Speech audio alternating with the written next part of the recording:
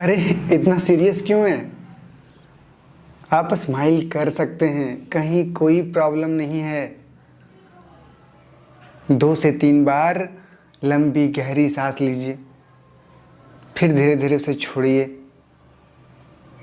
Smile करो यार, कहीं कोई प्रॉब्लम नहीं है। सारा प्रॉब्लम यहाँ पे है। यहाँ पे रियल में कहीं कोई प्रॉब्लम है ही नहीं। तो आपको तो पता चल ही गया होगा कि आखिर वीडियो किस चीज़ के बारे में है। तो ऑलरेडी हम लोग टॉक्सिक रिलेशनशिप के बारे में 2 वीडियो देख चुके हैं, ये तीसरा वीडियो है। देखिए, टॉक्सिक रिलेशनशिप के बारे में एक जो सबसे बड़ी चीज़ होती है ना, जो लोग हमेशा बोलते हैं, वो ये कि लोग मुझे बुरा भला कहते हैं फैमिली में, मतलब ठीक है ना, रिलेटिव्स या जो भी हो। क्या करें, कैसे इन सब चीज़ों से बचें, कैसे खुद को बचाएं। इस पे मैं आपको एक शॉर्ट स्टोरी सुनाता हूँ। महात्मा बुद्ध को एक बार एक व्यक्ति ने बहुत बुरा भला कहा, बहुत गाली गलौज, तरह तरह की बातें बोली। महात्मा बुद्ध ने कुछ नहीं बोला, और काफ़ी देर तक ये करने के बाद जब महात्मा बुद्ध कुछ नहीं बोले, तो उस व्यक्ति ने महात्मा बुद्ध से पूछा कि मैंने आपको इतना बुरा भला बोला, इतना गाली गलौज किया, फिर भी ना आपको गुस्सा आया, ना आप हमसे लड़ने की कोशिश किए, ना हमको कुछ बोले, ऐसा कैसे संभव है। महात्मा बुद्ध मुस्कुराए और उन्होंने उससे कहा कि अगर तुम मेरे लिए कोई गिफ्ट लाते और अगर मैं उसे नहीं लेता, तो वो गिफ्ट किसके पास रहता। तो उस व्यक्ति ने जवाब दिया, ऑब्वियसली मेरे पास। तो जो गाली गलौज और गलत बातें आपने बोली है, वो मैंने लिया ही नहीं, तो वो तो आपके पास ही रह गया ना। और जब मैंने लिया ही नहीं, तो मुझे बुरा क्यों लगेगा, मैं आपसे लड़ूं क्यों। आप गुस्से में हैं, आप गाली दे रहे हैं, ये आपका प्रॉब्लम है, मेरा नहीं। और इस कहानी से मैं आपको यही समझाना चाहता हूँ कि कोई भी व्यक्ति जब आपको कुछ नेगेटिव बातें बोलते हैं, कुछ भी, एनीथिंग, तो वो उसका प्रॉब्लम है, आपका प्रॉब्लम नहीं है।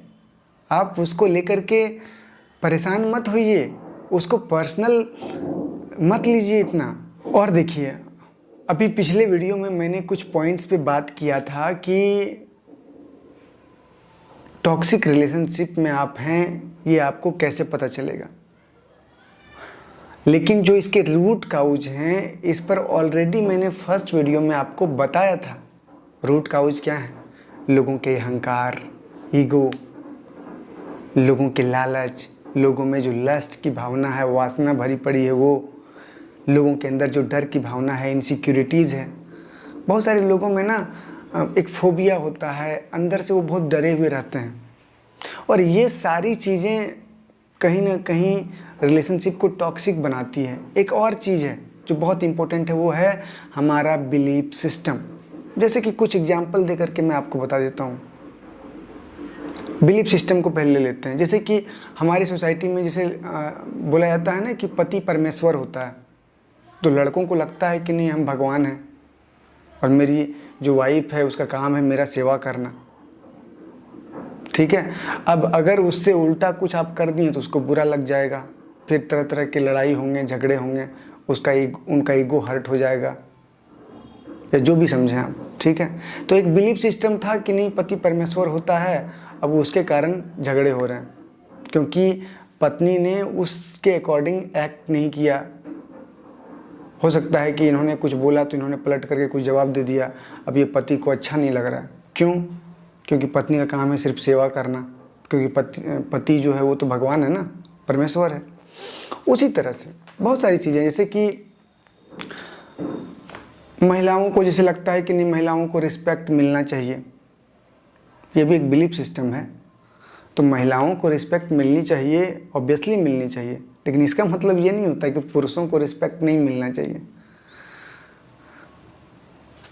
क्योंकि कई मौक़ों पर मैंने ऐसा देखा, लोग फेमिनिज्म की बात करेंगे, मतलब महिलाएं फेमिनिज्म की बात करेगी, लेकिन वो पुरुषों को रिस्पेक्ट नहीं देते हैं। तो ये सब चीज़ें क्या है? ये आप एक बिलीफ सिस्टम में बंद करके चीज़ों को ख़राब कर देते हैं। उसी तरह से लालच को अगर लें तो लालच देखिए कैसे रिश्ते को ख़राब करता है। जैसे कि हमारे इंडिया में दहेज चलता है, डोरी। अब क्या है कि बहुत बार लड़के वाले जो साइड होते हैं, क्योंकि दहेज वही लेते हैं ज़्यादातर मौक़ों पर, तो वो पैसे के लालच में शादियाँ कर लेते हैं। कहने का मतलब है कि जब शादी कर रहे हैं वो, तो उनका ध्यान पूरी तरह से पैसे पर है कि कितना ज़्यादा पैसे ले सकते हैं। वो पैसे ले लिए, शादी हो गया। अब जब कुछ दिन के बाद पैसे ख़त्म हो जाता है, या फिर जो भी है, समय थोड़ा सा बीत गया, 5 महीना, 6 महीना, 1 साल, तो अब उसका ध्यान जाएगा लड़की पे। अब वो लड़की में उसको डिमेरिट्स दिखना स्टार्ट होगा, लाइक लड़की बेकार है दिखने में, ना शक्ल है, ना सूरत है, ना अकल है, कुछ नहीं है। अब यहाँ पर झगड़े शुरू हो जाएंगे, रिलेशनशिप बद से बदतर होता चला जाएगा। तो ये क्या है? ये लालच के कारण ये चीज़ें हुई। अगर पैसे का लालच इतना नहीं होता तो वो शादी करते टाइम जो चीज़ पर उसका ध्यान होना चाहिए उस चीज़ पे होता। कहने का मतलब है कि आप रिश्ता जोड़ रहे हैं तो लड़की के साथ जोड़ रहे हैं जिसके साथ आपको रहना है। आप उसके साथ अपनी कंपैटिबिलिटी चेक करेंगे। आप ये देखेंगे कि आप दोनों के विचार मिल रहे हैं कि नहीं, आप एक दूसरे को पसंद आ रहे हैं कि नहीं, ना कि पैसा। तो फिर तो रिश्ता खराब होगा ही होगा, लड़ाई होंगे ही होंगे, झगड़े होंगे ही होंगे। उसी तरह से बहुत सारी चीज़ें हैं, लेकिन हम लोग इस वीडियो में बात करेंगे कि हम लोग चीज़ों को हैंडल कैसे करेंगे, ठीक है ना। तो इसको पॉइंट वाइज हम लोग समझेंगे। लेकिन एक चीज़ आपको यहाँ मैं बताना चाहता हूँ कि कोई भी रिश्ते में आपके पास क्या ऑप्शंस होते हैं। बहुत बार जैसे कि मैंने देखा, लड़कियों के मामले में मैंने ये ज़्यादा देखा है कि उसके पास कोई ऑप्शन ही नहीं होता है, क्योंकि उसके पास कुछ होता ही नहीं है। जैसे कि मैंने एक कहानी देखा, मतलब ओरिजिनल कहानी है ये, कि एक लड़की की शादी होती है और लड़का थोड़ा बहुत अजीब तरह का होता है। तो वो उसको मारता है, पीटता है, गाली गलौज, कुछ भी, एनीथिंग, सब कुछ ये सब चलते रहता है। जब मन किया तब उस पर हाथ उठा दिया। तो इससे तंग आकर के लड़की अपने पिता के घर चली गई, मायके चली गई। अब वहाँ पर 1 महीना, 2 महीना, 3 महीना, मतलब 5-6 महीने के आसपास वो रही।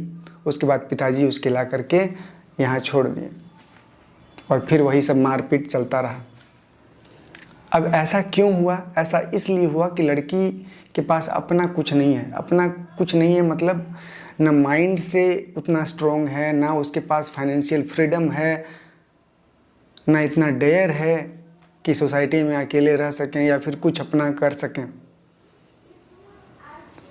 तो इस चीज़ को आपको समझना होगा। तो कहने का मतलब है कि आपके पास ऑप्शन क्या है? तो 3 ऑप्शन आपके पास हैं, 4 ऑप्शन हैं, 3 से 4 ऑप्शन है। पहला चीज़ है जो एक्सट्रीम कंडीशन होता है, उसमें आप क्या है कि मूव ऑन कर सकते हैं। अगर आप किसी भी रिश्ते में अपने फैमिली से परेशान हैं, अपने पार्टनर से परेशान हैं, किसी से परेशान हैं, तो वहाँ से भाग सकते हैं, कहीं जा सकते हैं। अब जहाँ जाना चाहें आपको लगता है कि नहीं हम संन्यास ले लेंगे, पहाड़, पत्थर, नदी, झरना में चल जाएंगे, तो चल जाइए। कोई आश्रम में जाना चाहते हैं तो चल जाइए, कहीं भी जा सकते हैं आप, ये आप पर है, आप कहाँ जाना चाहते हैं। या फिर किसी नए अलग लोगों के साथ आप रिश्ते बनाना चाहते हैं तो वो आप पर है। दूसरा एक चीज़ जो आप कर सकते हैं कि सामने वाले इंसान को बदल दें, जो कि सबसे ज़्यादा लोग यही करना चाहते हैं कि सामने वाले इंसान को किसी तरह से बदल दें, वो मेरा बात सुनने लगे। और ये होगा नहीं, और इसी के कारण ज़्यादातर लोग दुखी भी रहते हैं कि वो मेरा सुनता नहीं है, मेरा तो ज़िंदगी ख़राब हो गया। अरे वो नहीं सुनता है तो आप भी तो नहीं सुनते हैं। उसको भी यही लगता है कि आप उसका नहीं सुनते हैं। आप उसका क्यों नहीं सुनते हैं? आप भी सुनिए, आपको भी सुनना चाहिए। और क्या है कि नेक्स्ट पॉइंट जो एक चीज़ कर सकते हैं कि आप उनकी हरकतों को इग्नोर करें, चीज़ों को टॉलरेट करें, थोड़ा सा कॉम्प्रोमाइज़ करें, ये कर सकते हैं। और देखिए एक चीज़ जो एक्सट्रीम कंडीशन है मूव ऑन करने वाला, मूव ऑन करने से फ़ायदा आपको तभी होगा जब आप टॉक्सिक नहीं रहेंगे, जब आप हील्ड रहेंगे। अगर आप टॉक्सिक हैं तो आप जहाँ जाएंगे वहाँ तमाशा खड़ा कर लेंगे, इमोशनल ड्रामा वहाँ खड़ा हो जाएगा, एक आदमी से भागने से कुछ नहीं होगा। तो आप देखें कि आपका कंडीशन क्या है, आप टॉक्सिक हैं कि नहीं हैं।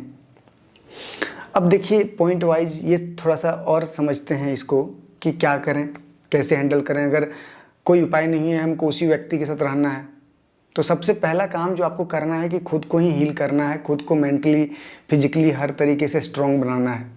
तो आपको बताए हैं कि खुद को हील करने के लिए सबसे बड़ा और सबसे अच्छा चीज़ है वो सेल्फ लव है। तो आप self love, gratitude, practice, water technique, मतलब वाटर को चार्ज करके पीना है रेगुलर, और मेडिटेशन, ये 4 चीज़ जो कि मेरे चैनल पर बहुत सारा है, आप उसको देखें, उसको फॉलो करने की कोशिश करें, डेफिनेटली आपको फ़ायदा होगा, आप हील होंगे।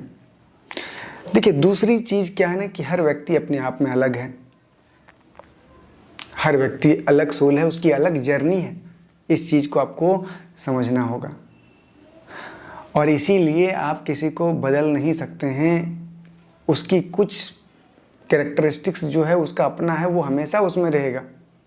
तो दूसरों को बदलने सुधारने का विचार मन से त्याग करके अगर आपको उसके साथ रहना ही है तो थोड़ा सा कॉम्प्रोमाइज़ करना होगा और कोई ऑप्शन नहीं है। थोड़ा सा उनकी हरकतों को इग्नोर करना होगा, क्योंकि रिश्ते चलते हैं म्यूचुअल अंडरस्टैंडिंग से। अब वो आपको कितना समझते हैं आई डोंट नो, लेकिन आपको उसको समझने की कोशिश तो ज़रूर करना होगा।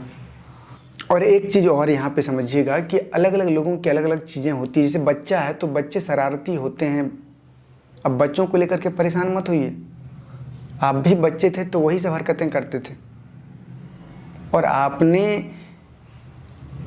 और बच्चे की चाहत आपको ही थी, पति परिवार आपकी ही चाहत थी, जो भी है।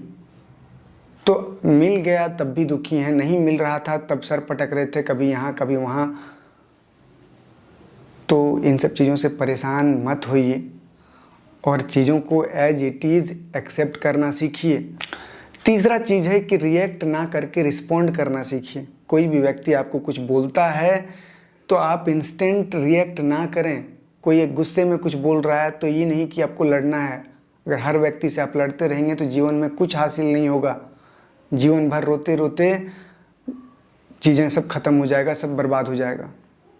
तो कोई भी व्यक्ति कुछ बोल रहा है तो उसको थोड़ा ध्यान से सुने, एक अच्छा लिसनर बने, पहले सुने, फिर ज़रूरत अगर लगता है तो उस पर रिस्पॉन्ड करें, बोलें कुछ या फिर चीज़ों को छोड़ दें और आगे बढ़ जाएं। जितना कम बोलेंगे, जितना कम हर सिचुएशन पर रिएक्ट करेंगे उतना बेटर होगा। हाँ, जहाँ ज़रूरत हो वहाँ ज़रूर बोलें। जैसे हर चीज़ में हाँ नहीं मिलाना है, जो चीज़ें आपको नहीं करनी है उसमें आप ना बोलें, फर्मली ना बोलें। और नेक्स्ट जो चीज़ है वो है, और हमेशा फोकस सॉल्यूशन पे रखिए, ठीक है ना। प्रॉब्लम पर डिस्कस मत कीजिए, प्रॉब्लम में चीज़ों में मत उलझिए। आप ये देखिए कि अगर आप लड़ रहे हैं तो क्या इससे आपका प्रॉब्लम सॉल्व होगा? नहीं होगा। तो चीज़ों को कैसे सॉल्व कर सकते हैं, उसके अल्टरनेट तरीके क्या हैं, इस पर काम करें, ना कि आप बात बात पर सामने वाले से लड़ने लगें। और देखिए एक बात और समझिए, रिश्तों को निभाने के लिए ना बहुत विनम्रता की ज़रूरत होती है। छल कपट से सिर्फ और सिर्फ महाभारत होता है। तो थोड़ा सा विनम्र बने, सामने वाले को थोड़ा रिस्पेक्ट दीजिए। वो आपके साथ क्या करता है वो उसका प्रॉब्लम है, लेकिन आप रिस्पेक्ट दे सकते हैं। आपको रिस्पेक्ट सामने से तभी मिल सकता है जब आप देंगे। अगर आप सोचेंगे कि हम कुछ भी बोलेंगे और सामने से हमको रिस्पेक्ट दे, तो ये संभव नहीं है। हम जो देते हैं वही हमें मिलता है। तो इन सब चीज़ों का आप ध्यान रखें। निश्चित रूप से आप टॉक्सिक लोगों के बीच में खुद को पीसफुल और हैप्पी रख पाएंगे। तो मुझे विश्वास है कि आपको ये वीडियो समझ में आएगा, ये आपके लिए हेल्पफुल है। आप क्या सोचते हैं टॉक्सिक लोगों के बारे में, और ये मेरी राय थी, आप अपनी राय कमेंट में दे सकते हैं। और भी कुछ अगर लिखना चाहते हैं, बोलना चाहते हैं, तो आप कमेंट में लिख सकते हैं। तो आप अपना कीमती राय ज़रूर दें। थैंक यू सो मच इस वीडियो को देखने के लिए।